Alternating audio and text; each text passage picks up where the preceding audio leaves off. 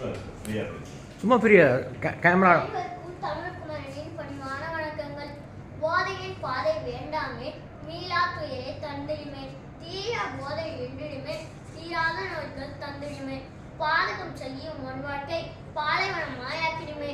ஆம், நான் இப்போது போதை காட்டும் அழிவு பாதை என்ற தலைப்பினை பேச வந்துள்ளேன். உலக நாட்டில் மக்கள் எதிர்கொள்ளும் முக்கிய பிரச்சனை மக்கள் போதை பழக்கத்திற்கு அடிமையாவதே ஆகும்.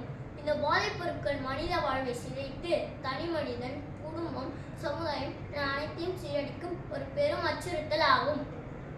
எளிய தலைமுறையினரே அதிகம் குறிவைத்து பரவும் இந்த போதை பழக்கம் நாட்டின் எதிர்காலத்திலேயே கேள்விக்குறியாக்கி வருகிறது. போதை போதை இது மரணத்தின் பாதை, போதை மரணத்தின் தரும் ஒரு மாயவலை என்ற வரிகளுக்கேற்ப போதைப் பொருட்கள் நம்ம அறியாமையே நம் வாழ்வில் சுரையாடும் மாயவலை.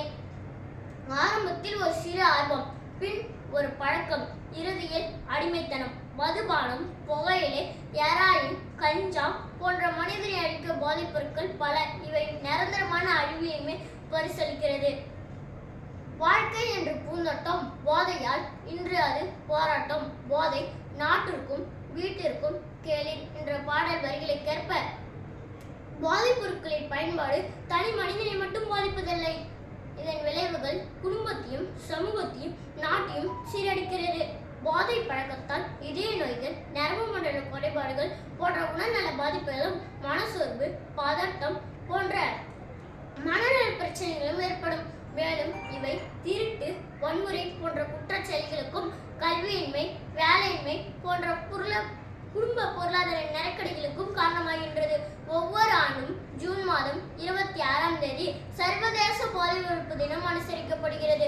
போதை இல்லாத சமூகத்தை உருவாக்குவதே தனி மனிதனின் பொறுப்பு மட்டுமே என்று சமூகம் மற்றும் அரசாங்கத்தின் கூட்டு முயற்சி ஆகும். வாழ்வை அளிக்கும் நச்சு வரை போதை என்ற பெயரை உழைக்காதே. இளைஞனை விழிக்க வேண்டும். விழிப்புணர்வு விதையாய் மாற வேண்டும். போதையற்ற சமுதாயம் படைப்போம். புதிய உலகம் அமைப்போம். நன்றி, வணக்கம்.